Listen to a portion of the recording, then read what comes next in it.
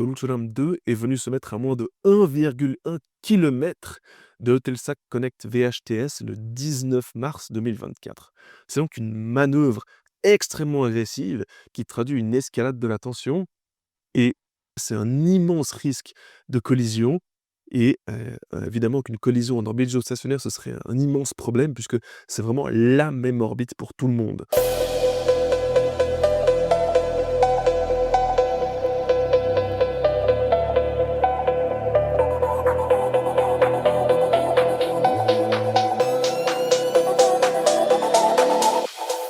Bonjour et bienvenue dans Orbit Watch, le podcast pour les passionnés d'espace qui s'intéressent aux opérations militaires en orbite. Ce podcast est produit par Helvetii Space avec l'appui du Centre de compétences espace de l'armée suisse. Je suis Jonathan Magnin, ingénieur en électronique spatiale et commandant dans la compagnie QG Espace. J'ai le plaisir d'explorer avec vous les rixes entre forces armées dans l'espace dont on n'entend jamais parler, mais qui pourtant prennent place tous les jours au-dessus de nos têtes.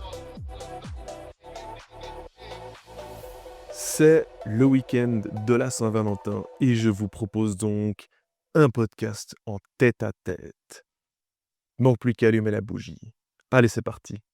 Au programme, le lancement d'Artemis 2, une navette spatiale chinoise, Ariane 64, une station spatiale privée de chez Vast et le thème de la semaine, Luch Olympe, que j'ai nommé le persécuteur géostationnaire dans le titre. Et pour ceux qui ne connaissent pas ce satellite, vous allez très vite comprendre pourquoi.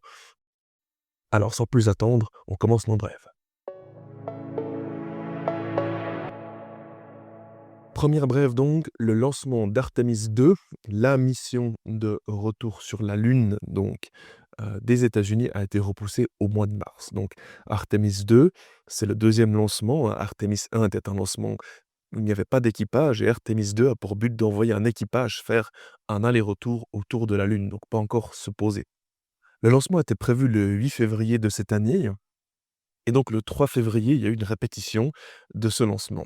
Il y a eu une fuite d'hydrogène et donc ce lancement a été repoussé à la prochaine fenêtre pour les trajectoires lunaires, c'est-à-dire entre le 6-9 mars 2026. Donc, c'est pas pour longtemps, on ne va pas avoir trop besoin de s'impatienter. Une décision donc, sage évidemment d'annuler le lancement, de ne pas en fait se forcer, se presser et je souhaite en fait utiliser cette brève pour brièvement remettre le contexte du drame de la navette spatiale Challenger. Donc, cette navette spatiale, donc si on se souvient de la forme de ce vaisseau, donc c'est cette navette que l'on connaît bien avec un immense réservoir orange qui est attaché en dessous et à côté de ce réservoir 2 boosters, 2 monstrueux boosters qui du reste, ont été réutilisés pour, la fusée, SLS, des missions Artemis. Dans tous les cas, cette mission de Challenger, a eu un problème. C'est que d'une fois sur le pas de lancement, il y a eu une nuit exceptionnellement froide à la veille du lancement pour la Floride.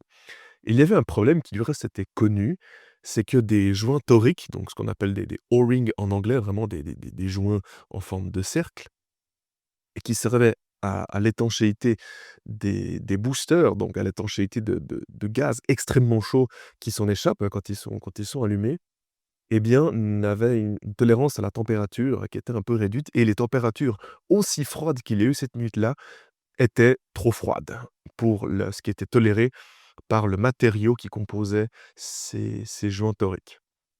C'est un problème qui était connu au moins 9 ans avant le drame et évidemment que suite à cette nuit, exceptionnellement glaciale, certains ingénieurs ont averti le management du risque. Néanmoins, ils ont pris la décision de pousser, ils se sont pressés, ils ont dit: «Non, on y va» et le drame que nous connaissons s'en est suivi. Challenger a explosé en plein décollage, causant la mort de 7 astronautes et l'arrêt du programme de la station spatiale pendant 2 ans et 8 mois. Tout ça pour mettre dans le contexte qu'il est important, même si l'enjeu est grand, de toujours faire le choix de la sagesse et de la sécurité. Et donc évidemment, suite à ce drame, c'est un grand changement de culture aussi, de culture de la sécurité, de culture du management qu'il y a eu dans la NASA. On reste sur le thème des navettes, avec une navette qui n'est pas habitée cette fois. Le 7 février, la Chine a lancé pour la 4e fois une navette spatiale inhabitée. Donc il y a déjà eu des précédents lancements en 2020, 2022 et respectivement en 2023 et c'est un programme énigmatique. Donc évidemment, on en sait très peu sur cette navette. En 2020, la mission a duré 2 jours et c'était vraisemblablement un test pour voir si tout fonctionne, pour la faire monter dans l'espace et la faire redescendre, atterrir, et cetera. En 2022, la navette a commencé en orbite très basse, c'est-à-dire en dessous de 400 kilomètres, puis est montée à 600 kilomètres. Après 3 mois, elle a déployé un objet et elle a fait des manœuvres de proximité avec cet objet. Elle l'a même capturé avant de revenir sur Terre. En 2023, presque le même concept, on part en orbite très basse, on va à 600 kilomètres et après 5 mois, un objet est déployé, de nouveau des manœuvres de proximité ont lieu, mais vraisemblablement cette fois pas de capture. La navette est rentrée dans l'atmosphère, est revenue sur Terre, mais l'objet est toujours en orbite à une altitude d'environ 553 kilomètres. On a donc cette année un lancement similaire à celui de 2022, en orbite très basse, et puis la navette a déjà manœuvré et se trouve maintenant dans une orbite excentrique de 345 kilomètres d'apogée, c'est-à-dire le point le plus bas, jusqu'à 591 kilomètres de... Non, je viens de dire une bêtise, autant pour moi. 345 kilomètres de périgée, le point le plus bas au-dessus de la Terre, jusqu'à 591 kilomètres à l'apogée, le point le plus haut au-dessus de la Terre. On s'attend donc à ce que cette navette déploie aussi un objet et on va voir ce qui va se passer après. Donc, ce programme, on ne connaît pas le but, hein, c'est quelque chose sur lequel la Chine reste très secrète. Est-ce que c'est une capacité qui servira au lancement d'urgence?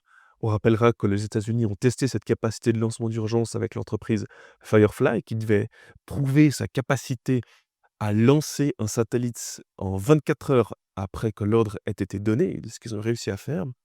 Ou est-ce que cette navette servira peut-être à capturer un satellite qui n'appartient pas aux Chinois, un satellite de leurs adversaires?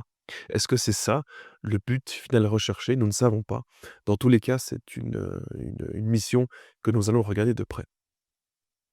On reste dans la catégorie des lancements, avec le premier lancement d'Ariane 64 qui est réussi. Alors vous vous dites peut-être: «Bon, on était à Ariane 6 la dernière fois, maintenant on parle de 64, qu'est-ce qui s'est passé?» Eh bien, en fait, ça reste Ariane 6 évidemment, mais il y a 2 variantes, 62 et 64. Donc Ariane 6, c'est la fusée courante évidemment du groupe Arianespace et le premier lancement d'Ariane 6 a eu lieu le 9 juillet 2024, mais il était en mode 62. 62, ça veut dire Ariane 6 avec 2 boosters et 64, c'est Ariane 6 avec 4 boosters. L'ajout de ces 2 boosters supplémentaires donc double la charge utile qui est mise en orbite, donc pas à négliger. C'est donc une très bonne chose que ce premier vol avec les 4 boosters ait réussi pour l'Europe puisque on se souviendra qu'après, l'échec de Vega C lors du lancement des Pléiades Neo en décembre 2022, tout cela cumulé avec le retard dans le développement d'Ariane 6 a créé un trou de 1 à 2 ans dans l'accès à l'espace de l'Europe. On avait simplement plus de lanceurs européens pour lancer. Et donc jusqu'au retour de Vega dans les lancements et respectivement l'arrivée d'Ariane 6, l'Europe était un peu comme ça, n'avait pas d'accès à l'espace. Donc vraiment un moment aussi important pour voir que le premier lancement avec la configuration 4 boosters est un succès. On passe maintenant à l'espace. Vast, une entreprise privée américaine qui construit une station spatiale privée, peut-être la première qui sera mise en orbite, il y a d'autres concurrents, donc nous verrons bien ce qui se passe. Eh bien, elle a été sélectionnée par la NASA pour la 6e mission d'astronautes privés sur l'ISS. Donc, hein, les astronautes sont généralement des fonctions publiques dans les agences, mais évidemment, il en existe désormais quelques-uns qui soient privés.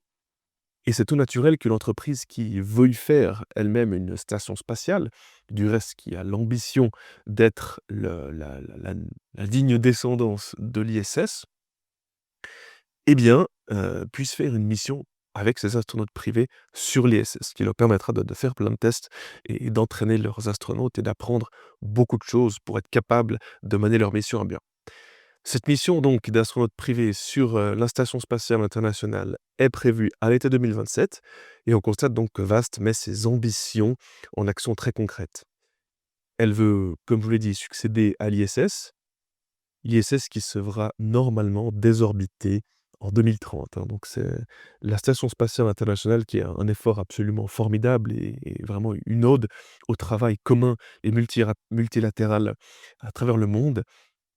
qui est vraiment ce symbole arrive un peu en bout de vie évidemment, rien n'est éternel et puis c'est un trou budgétaire, hein, entre autres pour la NASA qui souhaite donc la désorbiter et donc suite à cela, il y aura plus de présence permanente dans l'espace, en tout cas pour le bloc de l'Ouest, puisque la Chine dispose de sa propre station spatiale et donc ce sont des commerciaux qui veulent mettre en place la prochaine station spatiale. Vast aussi, dans ce but, a récemment recruté une astronaute retraitée de la NASA, Megan McArthur, pour du conseil. Et puis, nous allons voir ce que ça donne. Peut-être qu'un jour, nous aurons le privilège de prendre des vacances dans les stations de Vast. On va maintenant passer à notre sujet de la semaine, le satellite inspecteur Lutolab.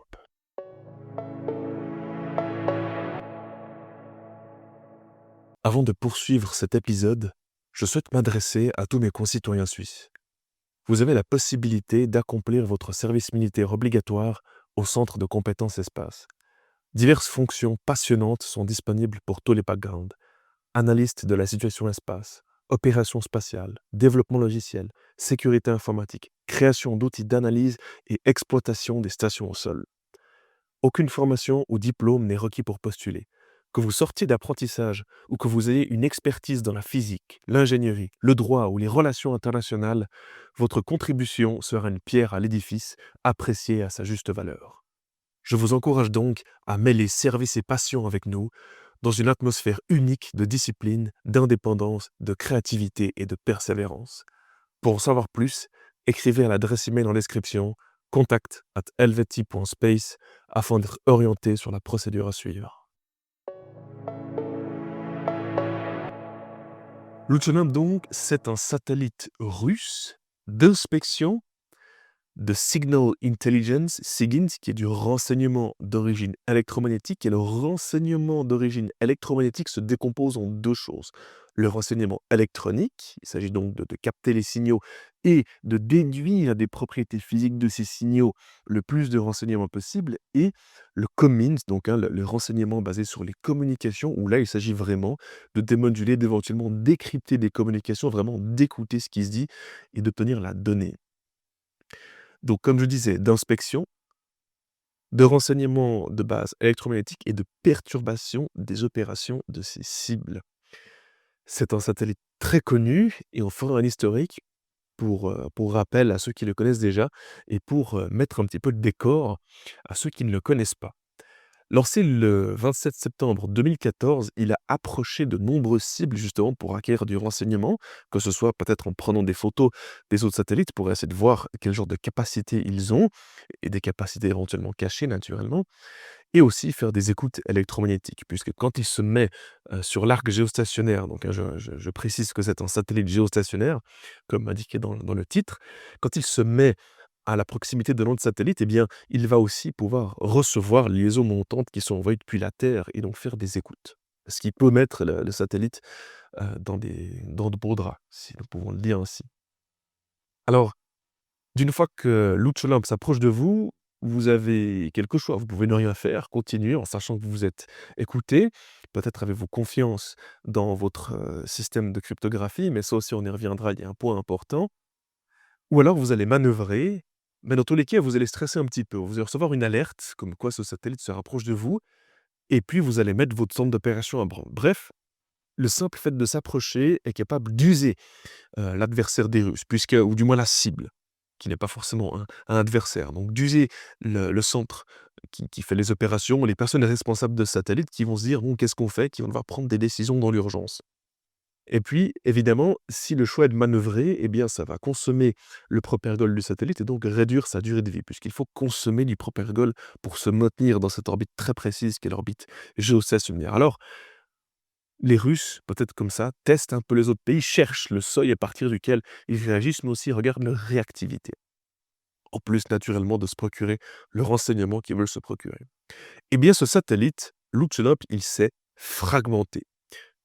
Il était en orbite cimetière depuis le 20 octobre 2025. Ça veut dire qu'il n'était plus en opération. En effet, ça faisait déjà plus de 10 ans qu'il était là-haut en orbite, et puis il s'est déplacé en orbite cimetière pour mettre un terme à ses opérations. Et donc, un partenaire du Centre de compétences espace, qui fait de l'imagerie depuis la Terre, après des images absolument formidables de ce satellite en train de se fragmenter. Le 30 janvier 2026, vers environ 6h09 du matin UTC, des premières fuites sont observables. Je vous encourage vraiment à aller voir cette vidéo, le lien est disponible dans la description du podcast, c'est en source ouverte. On commence à voir un peu le gaz s'échapper.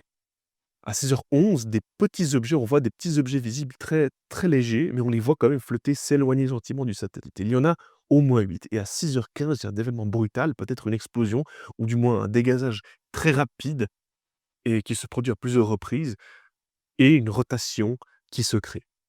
Et la rotation s'observe naturellement par le fait que l'intensité lumineuse du satellite dans le ciel varie, ce qui montre que la surface exposée au soleil qui reflète la lumière change au cours du temps, ce qui implique naturellement une rotation. Ce sont à vrai dire les premières images d'un événement de ce genre et évidemment ces images sont dues à l'intérêt, immense qu'on porte à un satellite tel que Lutz Olympe et c'est pour ça qu'il était regardé, quasiment en continu et que du coup ces images ont pu être capturées. Il faut dire néanmoins qu'il y a plusieurs possibilités par rapport à cette fragmentation. Elle aurait pu être causée par une collision avec un objet en orbite, hein. C'est l'orbite cimetière, donc il y a beaucoup de satellites inopérationnels là-dessus qui ont peut-être eux-mêmes dégazé ou se sont fragmentés, ont perdu des bouts, qui sont venus percuter Louche Olympe et donc ont causé cet événement. Mais c'est aussi possible que ça se produise spontanément. En effet, c'est pas quelque chose d'inattendu, c'est un vieux satellite et peut-être que de vieilles batteries ou bien que l'étanchéité ne tient plus et donc spontanément quelque chose se passe et puis il se met à libérer ce qui lui reste de propergol et cetera. Néanmoins, il existe tout de même des bonnes manières, des bonnes pratiques quand on met un satellite en orbite cimetière, hein. Il s'agit de vider les réservoirs, de dégazer, de s'assurer qu'il n'y ait plus rien afin d'éviter typiquement ce genre de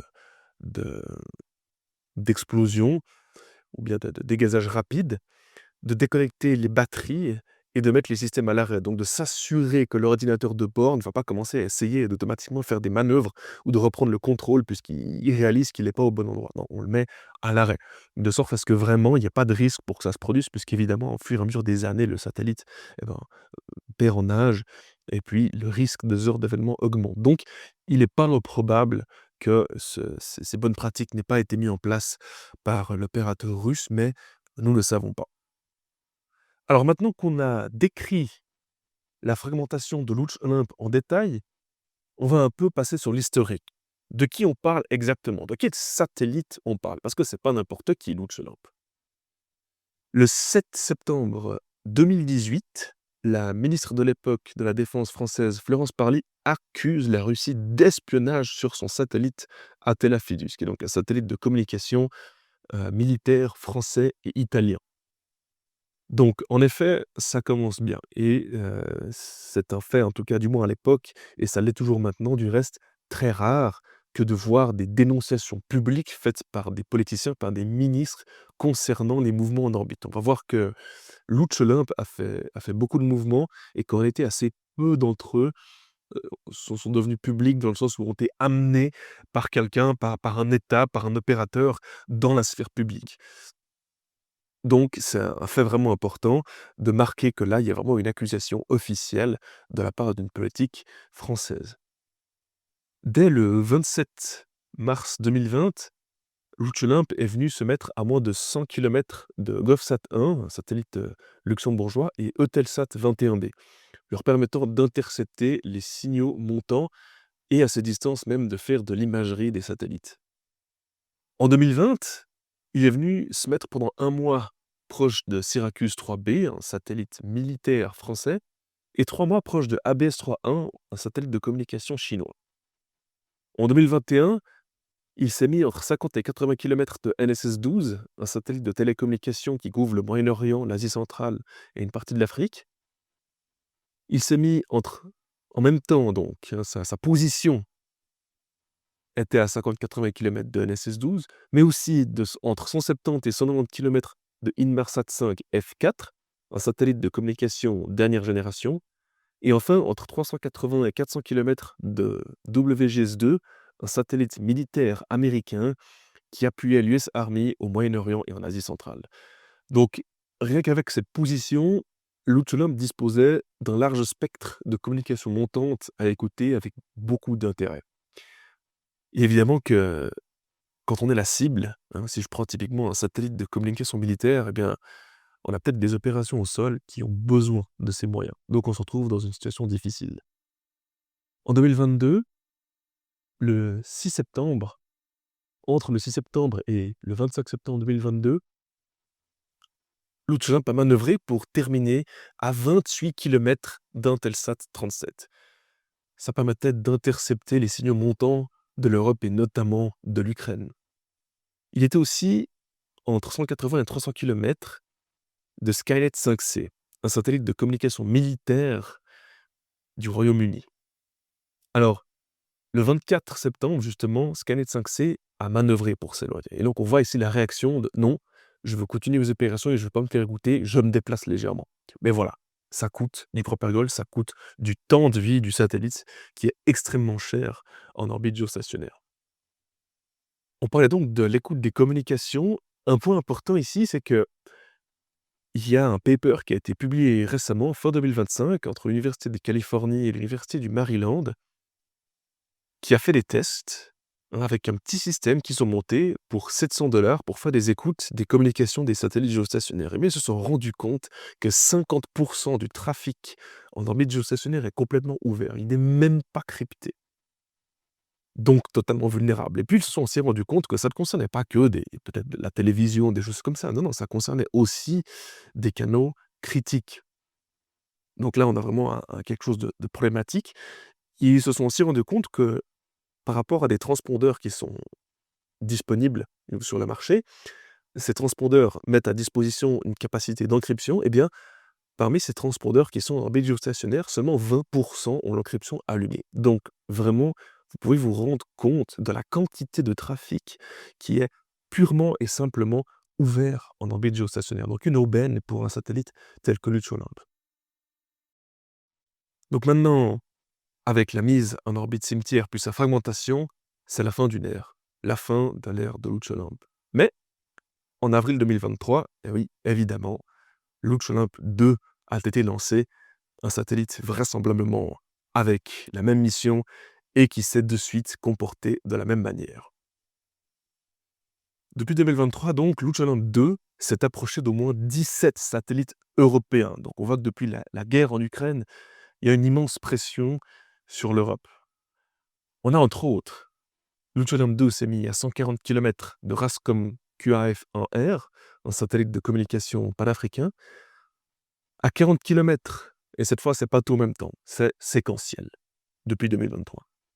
À 40 km donc d'Eutelsat 3B, un satellite de communication qui couvre entre autres l'Asie centrale, à 30 km d'Eutelsat Connect VHTS, qui est un satellite de communication toute nouvelle génération, extrêmement puissant, qui couvre l'Europe, l'Afrique et le Moyen-Orient. Du reste, c'est le processeur de traitement de signal le plus puissant qui a jamais été mis en orbite, du moins au moment de son lancement.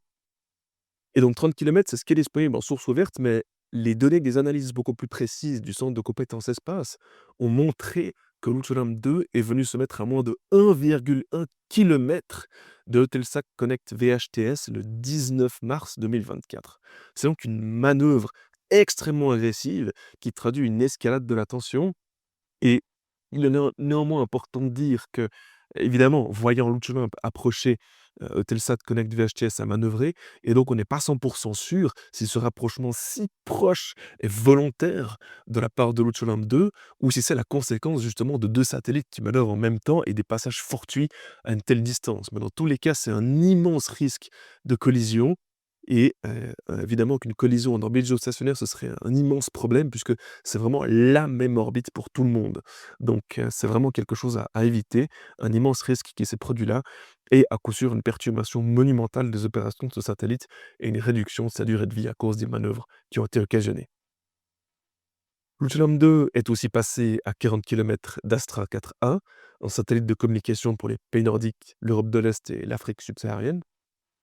À 150 km de SES-5, aussi nommé Astra 4B, qui dispose d'une charge utile EGNOS, qui est le système d'augmentation des signaux GNSS. Donc, GNSS, c'est comme les GPS, en gros, quand on parle en abus de langage. Et donc le système d'augmentation, à quoi il sert? Il sert en fait à monitorer les satellites GNSS et à fournir aux utilisateurs du réseau EGNOS une information sur l'intégrité du signal. Est-ce que le signal est valide? Est-ce que le signal me dit la vérité? En d'autres guillemets, est-ce que je peux utiliser ce signal? Et donc ce système d'augmentation est extrêmement important parce que sans ce système, les avions n'utilisent pas le GPS ou tous les autres signaux GNSS. Donc pour toute l'Europe, EGNOS est un système d'augmentation des signaux de satellites GNSS et toute l'aviation, civile entre autres se base dessus. Donc vraiment une charge utile très importante. Mais c'est aussi un satellite de communication pour l'Atlantique, l'Afrique, l'Europe et le Moyen-Orient. Il est aussi venu se mettre à 20 km d'Eutelsat KA-SAT-9A, un satellite de communication pour l'Europe et le bassin méditerranéen, à 40 km d'Eutelsat 9B, aussi un satellite de communication mais de services vidéo en Europe, et à 220 km d'Eutelsat 3C, un satellite de communication pour l'Europe, l'Afrique du Nord et le Moyen-Orient. Donc vous voyez que l'agenda de Lutz Olympe 2 est bien plein. On pourrait presque dire Lutz Olympe est mort, vive Lutz Olympe 2. Sauf que, en tout cas, dans le cas des cibles de ce dernier, je ne suis pas sûr que vive soit le bon terme.